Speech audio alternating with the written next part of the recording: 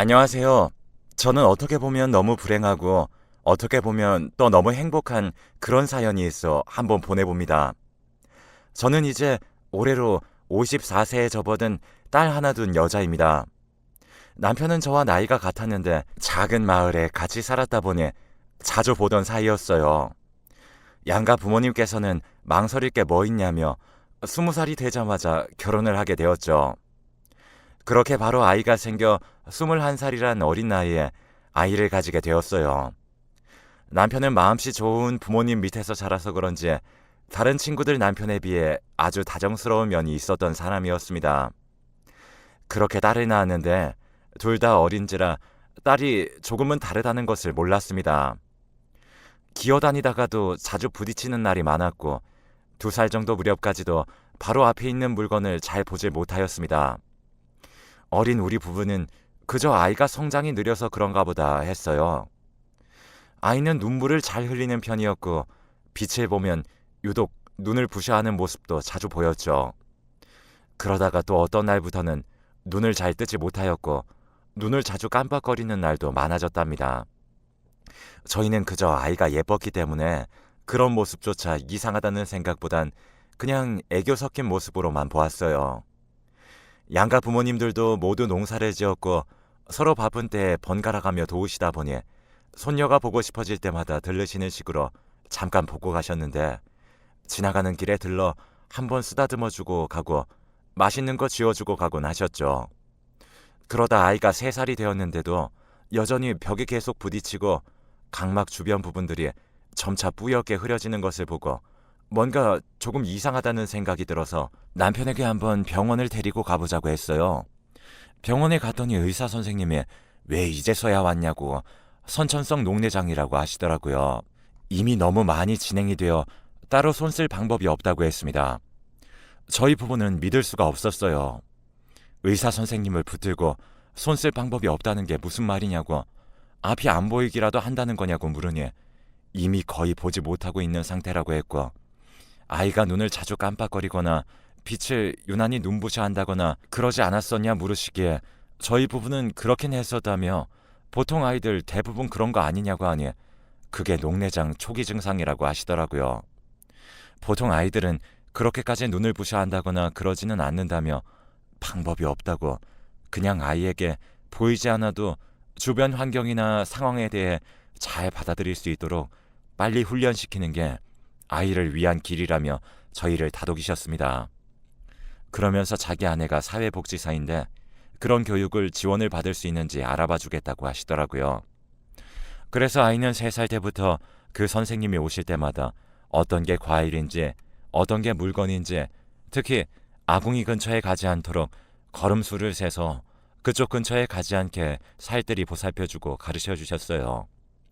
아이는 너무 어린 나이에 세상을 보지 못했지만 마음으로 세상을 보는 법을 빨리 익혔기 때문에 마음이 아주 단단하고 씩씩하고 밝은 아이로 자랐답니다. 또 다행히 근처에 작은 학교가 있었고 4명 정도 다니는 곳이었기 때문에 아이들이 제 딸인 보미와 잘 놀아주고 일반 친구들처럼 똑같이 대해줬어요. 그런 환경이어서 그런지 보미는 본인이 일반 친구들과는 별로 다를 바 없다고 생각하며 자라왔고 학교 공부도 어렵지 않게 잘 따라갔죠. 그렇게 보미는 선생님과 학우들의 도움으로 대학을 가기로 했답니다. 그치만 저는 반대했어요.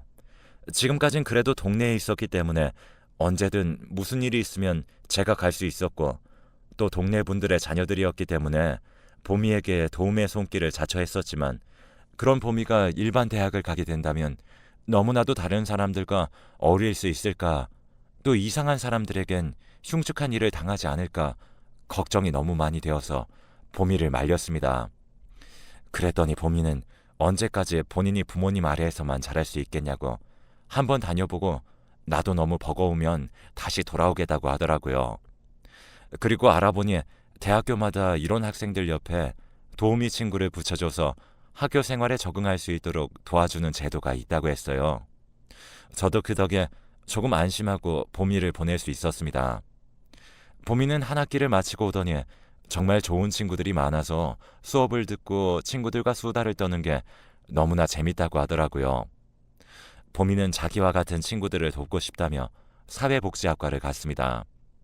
그래서 그런지 보미는 한 달 동안 자기가 사귄 친구들, 그 친구들과 자취방에서 웃고 떠들었던 이야기들, 도우미 친구가 별로 도움 줄 게 없을 정도로 친구들이 잘 도와준다며 너무 고맙고 미안하다며 제잘제잘 떠들었죠. 저도 이 얘기를 들으니까 내가 너무 걱정이 많았구나 싶었습니다. 그러나 보미가 생활권이 좀 넓어졌다 보니 시골에서는 볼 수 없었던 물건들이나 도로 체계 이런 거에선 많이 힘들어했었어요. 이런 부분은 친구들이 계속 붙어 다니며 보미만 돌볼 수 없었기 때문에 여성 장애인 교육 지원 사업에서 한두 달 정도 교육을 받을 수 있게 신청을 해두었죠. 보미는 그렇게 차도와 인도도 구별할 수 있게 되었고 신호 체계에 대해서도 다양한 곳을 다니며 머릿속에 보미만의 지도를 그려나가기 시작했어요. 그렇게 보미는 완전한 성인이 된 듯 보였죠. 이제는 혼자서도 택시도 잘 타고 길도 잘 찾고 카페에 가서 커피도 마시면서 혼자만의 시간을 잘 즐기게 되었답니다. 그렇게 시간이 흘러 어느새 보미의 졸업식이 있던 날이었어요. 졸업식을 마치고 보미는 본인이 즐겨가던 카페로 저를 데리고 갔어요. 거기 갔더니 웬 건장한 청년 한 명 있었는데 그 건장한 청년이 다가오며 어머니 안녕하세요. 저는 보미 남자친구 하윤기라고 합니다. 라고 말을 하는 게 아니겠어요. 저는 너무 놀라서 보미에게 보미야 남자친구 있다는 이야기는 안 했잖아. 어떻게 된 거야? 라고 했더니 보미는 제가 있는 쪽을 바라보며 내가 남자친구 생겼다고 하면 엄마가 당연히 이상한 사람일 거라며 의심부터 했을 거잖아. 잘 만나고 있다는 거 보여줄 수 있을 쯤 되면 인사를 시켜주고 싶었어. 라며 생긋 웃었습니다. 일단 저는 딸의 남자친구를 찬찬히 살펴보았는데 다리가 하나 부러진 것도 아니고 그렇다고 키가 작은 것도 아니고 그렇다고 비실비실하니 자기 몸 하나 건사하지 못하겠다 이런 것도 아니고 오히려 키도 크고 건장하니 요즘 여자들이 딱 좋아할 만한 그런 사람이었습니다. 이런 사람이 왜 우리 보미를 만날까 의심이 드는 건 엄마의 당연한 마음이라 생각해요. 저는 그래서 윤기에게 물었어요. 언제부터 둘이 만나게 된 건가요? 라고 물으니 윤기는 반짝이는 눈동자로 저를 보며 이제 1년 정도 되었습니다 어머니 하며 다정스럽게 이야기를 하더라고요. 처음 만나는 어른한테 살갑게 웃는 모습을 보니 저도 기분은 좋았습니다. 저는 다시 윤기에게 어떻게 만나게 된 건가요? 보미가 윤기 씨에 대해선 정말 한마디도 안 해서 아무것도 모르거든요. 이렇게 이야기를 하니 윤기는 전에 혹시 여성장애인 교육지원 사업 지원하신 거 기억나시나요? 라고 물어보더라고요. 그래서 그럼요. 기억하고 말고. 그런데 그건 왜? 라고 대답했어요. 윤기는 그때 그 기관에서 일하시던 분이 제 친한 친구인데 글쎄 상견례 날이 갑자기 바뀌었다며 대타도 없다고 하소연을 하더라고요. 그래서 교육 내용을 들어봤더니 저도 충분히 할 수 있는 내용들이어서 그럼 맛있는 거 사줘라 하며 제가 나갔었죠. 이야기를 마치고 쑥스럽게 웃더니 그렇게 보미를 처음 봤는데 정말 첫눈에 반해버렸어요. 새하얀 얼굴에 눈은 반쯤 내리깔고 있었죠. 정말 누가 말을 안 했다면 그냥 일반 사람이랑 똑같다고 생각했을 거예요. 그러면서 목을 한번 가다듬더니 말을 이어나갔죠. 그렇게 그날 집 근처 3km 근방을 돌아다니며 위치를 제대로 파악하고 안전하게 이동할 수 있도록 교육을 했습니다. 저는 문득 이 말을 듣고 나니 궁금하더라고요. 그럼 혹시 나이가 어떻게 되나요? 내가 시골에서만 자라 어른들만 보니 젊은이들 나이를 구별을 잘 못해서. 그리고 사회복지사 일을 하고 있는가 보네요. 라고 물었더니 윤기는 저는 지금 30살이에요. 조금 나이가 많죠? 진작에 말씀드렸어야 하는데 괜히 나이부터 들으시면 하면서 허허 하고 웃더니 도둑놈 소리 들을까 봐서요 하며 머리를 극적극적 긁었어요. 그리고는 저는 사회복지사는 아니고요. 보건소에서 의사를 하고 있습니다. 라고 말하는 게 아니겠어요? 저는 너무 놀랐습니다. 그냥 일반적인 사무직이어도 왜 우리 보미를 만날까 놀랄 판에 의사라니. 저는 당혹감을 감추지 못했고 그런 절 본 윤기는 아무래도 제가 나이 차이가 너무 많죠. 봄이가 꽃다운 나이인데 너무 늑다리를 만나나요? 하며 어색한 웃음을 지어 보였죠. 저는 윤기에게 그게 아니고 이런 말이 어떻게 들릴지 모르겠지만 의사 정도면 정말 더 괜찮은 사람들 많을 텐데 호기심 때문에 연애하는 정도라면 봄이를 위해서라도 빨리 정리를 하는 게 나을 듯한데 라며 말끝을 흐렸죠. 봄이는 엄마 그런 말을 어떻게 쉽게 꺼내? 우리 정말 진지하게 만나고 있어 라며 이야기를 끝내자마자 윤기는 봄이야 내가 다 설명해 드릴게.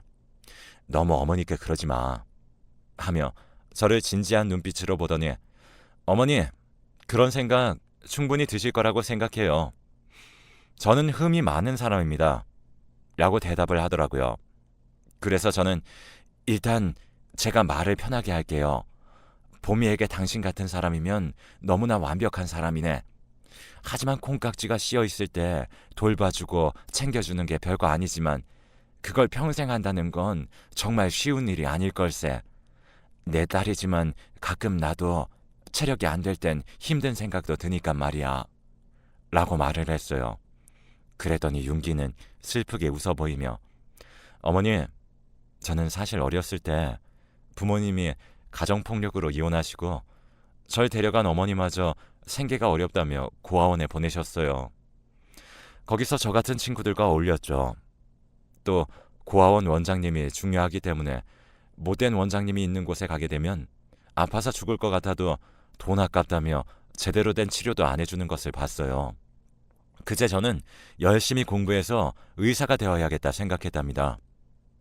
저는 그 말을 듣자마자 눈물이 핑 돌더군요. 그런 속사정이 있을지 상상도 못했으니까요. 그래서 윤기의 손을 잡고 얼마나 힘들었겠냐며 다독여 주었어요. 윤기도 그런 절 보며 어머니 정말 이렇게 따뜻하게 대해주신 건 어머니가 처음이세요. 다들 제 직업은 좋아했지만 저라는 사람 자체에 대해선 부정적인 사람들이 많았거든요. 그런 가정에서 자란 사람들은 뻔하다며 오히려 막말만 듣고 살았는걸요. 그래서 저는 봄이와 시간을 보내며 제가 인간적으로 사람다운 사람 대접을 받고 있구나. 나를 이렇게 나 자체로 사랑해주는 사람이 있구나 라는 생각이 들어 정말 이 사람하고 결혼해야겠다. 이 은혜를 평생 갚고 살아야겠다고 그렇게 다짐했어요. 라고 말을 했습니다. 전 너무 당황했어요. 결혼? 방금 결혼이라고 말했나?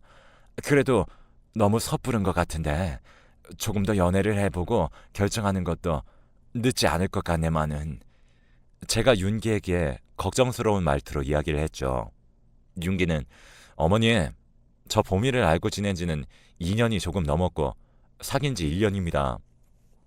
봄이가 저에게 마음의 문을 잘 열지 않아 설득하는데도 오래 걸렸고 그렇게 어렵게 사귀고 나니 봄이라는 사람과 보내는 한 시간 한 시간을 내가 너무 소중하게 생각하며 보내고 있다는 걸 느꼈어요. 그건 봄이도 마찬가지고요.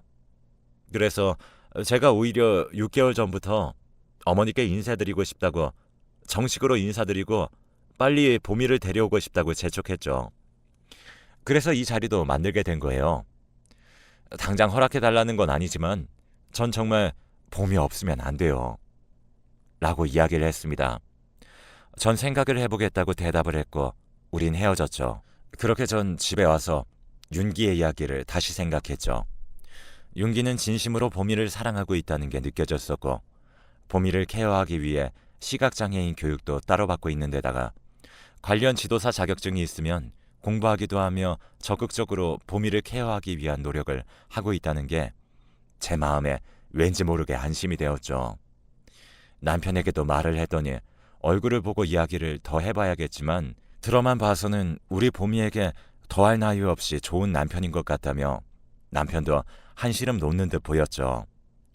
그렇게 윤기는 저와 만난 지 일주일밖에 안 됐는데 바로 집으로 찾아왔고 그날부터 윤기가 가족처럼 여겨졌었죠. 봄이도 그렇고 윤기도 그렇고 결혼식은 부모님만 괜찮다면 올리고 싶지 않다고 하더군요.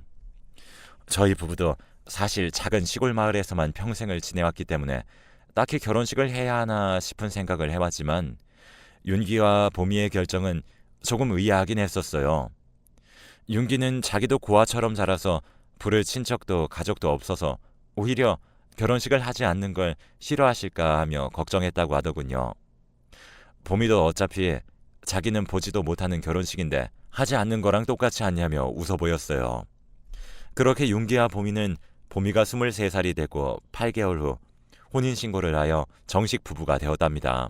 워낙 윤기가 잘 돌볼 거라고 믿기도 했고 보미도 홀로 서기를 완전하게 한 상태여서 궁금하긴 했지만 전화를 할 수가 없었어요.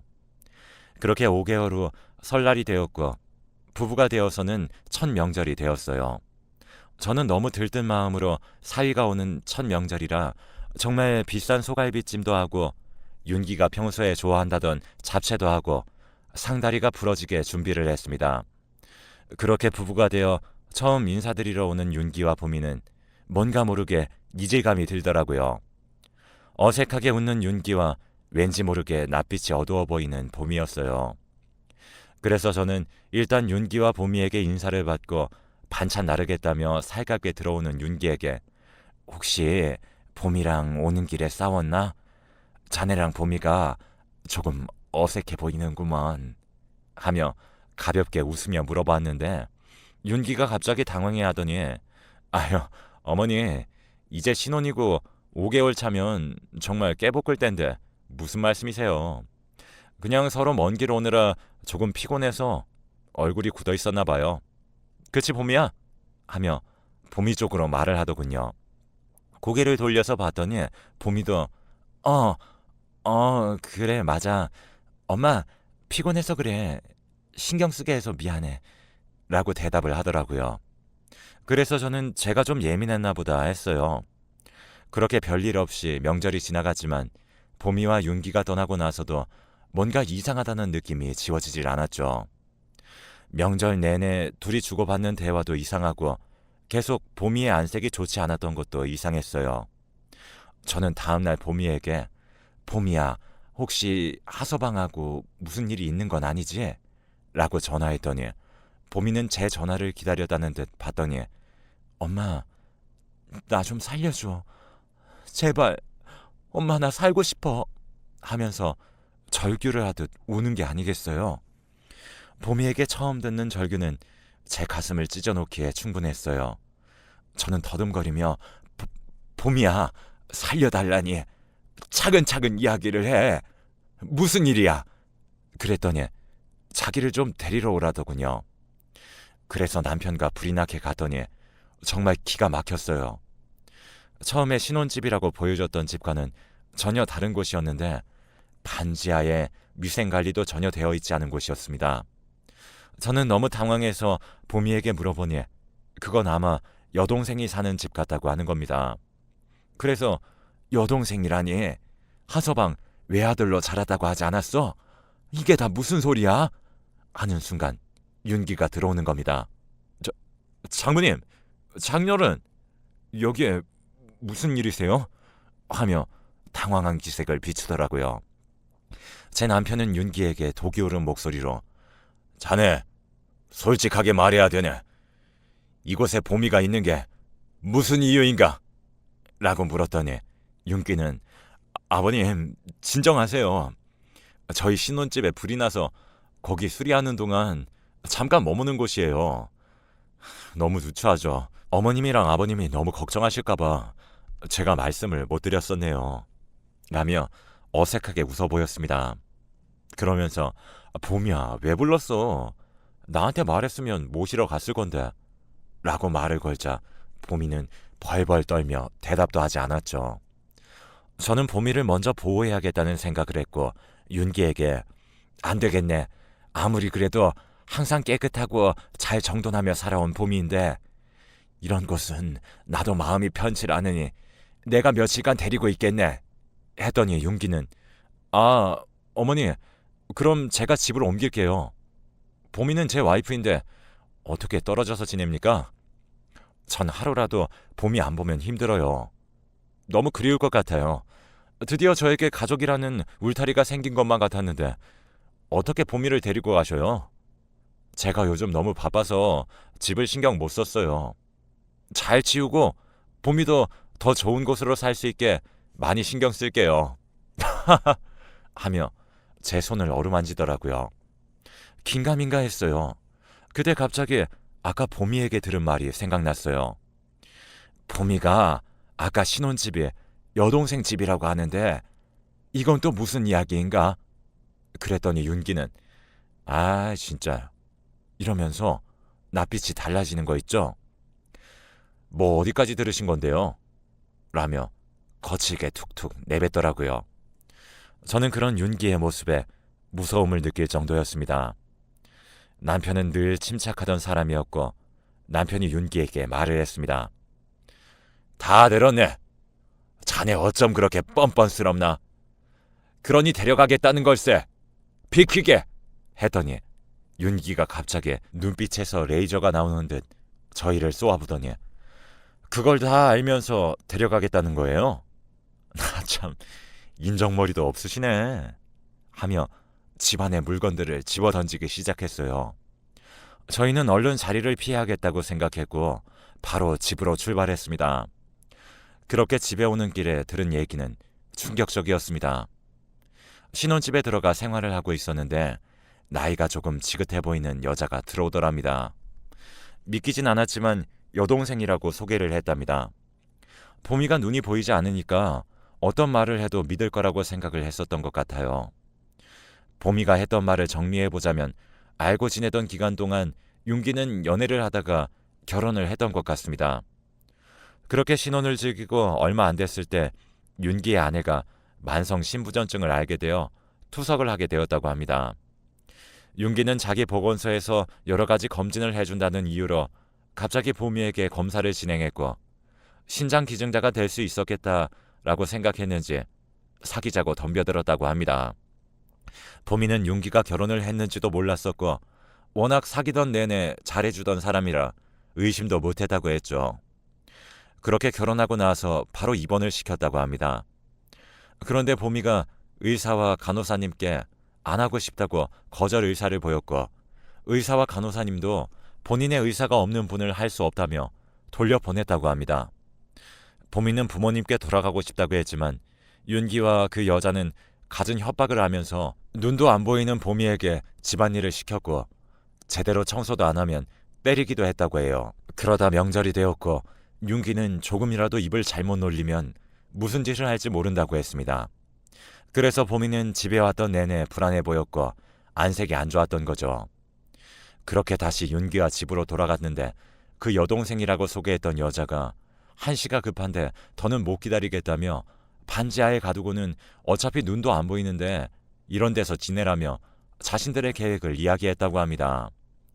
그 이야기를 끝까지 들은 저와 남편은 차를 길가에 세우고 펑펑 울었습니다. 이제야 우리 봄이가 좋은 남자 만나서 행복하게만 살고 있다고 생각했는데 그런 나쁜 놈에게 걸렸다니 마음이 갈기갈기 찢어지는 느낌이 들었죠. 어떻게든 벌받게 해주겠다는 생각이 들 때쯤 봄이에게 전화가 왔습니다. 모르는 번호였죠. 증거라도 모을 수 있을까 하여 녹음 버튼을 누르고 전화를 받았어요. 그 여동생 집에서 가끔 집안일을 도와주던 사람인데 혹시 봄이 핸드폰인지 묻더라고요. 알고 보니 가사 일을 도우던 아가씨는 자신의 여동생이 시각장애인이었고 봄이를 보곤 여동생이 많이 떠올랐다고 합니다. 그런데 거기 있던 늙은 아줌마와 윤기 씨의 행동에 조금 수상했고 혹시 몰라 몰래카메라를 설치했다고 하죠. 그렇게 아가씨는 증거들을 따로 모아두고 있었던 차에 우연히 몰래카메라에서 봄이를 교통사고로 위장해서 사고를 내고 뇌사자로 만들면 충분히 가능하다며 이런 이야기를 듣게 되었다고 합니다. 그렇게 아가씨가 모은 증거들로 윤기와 그 여동생이라고 소개했던 사람, 그러니까 윤기의 진짜 아내 되는 사람은 현재 징역에 살고 있고 신장투석을 받고 있던 아내는 제대로 된 치료를 받지 못해 명을 달리했다고 합니다. 그렇게 저희에게 새로운 삶을 찾아준 아가씨는 가끔 저희 집에 봄이를 보러 놀러 오곤 한답니다. 그 아가씨가 했던 마지막 말에 마음이 뭉클해 그 아가씨의 말을 전하며 사연을 마치려고 합니다. 어머니, 제 여동생도 그렇게 하늘나라로 갔어요. 생각보다 약한 사람을 이용하는 악한 사람들이 많더라고요. 그런데 저희 여동생 같은 보미 씨를 거기서 보게 된 거죠.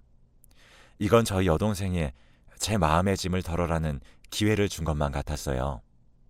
그래서 제 목숨을 걸어 보미 씨를 지켜주고 싶었어요. 제 동생은 억울하게 하늘나라로 갔지만 보미 씨가 살아있어서 저는 그게 너무 고마워요. 아마 보미 씨까지 그렇게 보냈다면 저는 죄책감에 이미 어딘가에 뛰어내렸겠죠. 그래서 보미 씨는 제 생명의 은인이기도 합니다. 삶은 이렇게 돌고 도는 건가 봐요. 보미 씨도 그리고 어머니와 아버님도 저에게 은인이라며 은혜를 갚아야겠다고 생각하지 않았으면 좋겠어요. 저는 보미 씨가 살아있는 것 자체만으로도 이미 보답받았어요. 그러니 그 마음, 도움이 필요한 어떤 이들에게 돌려주세요.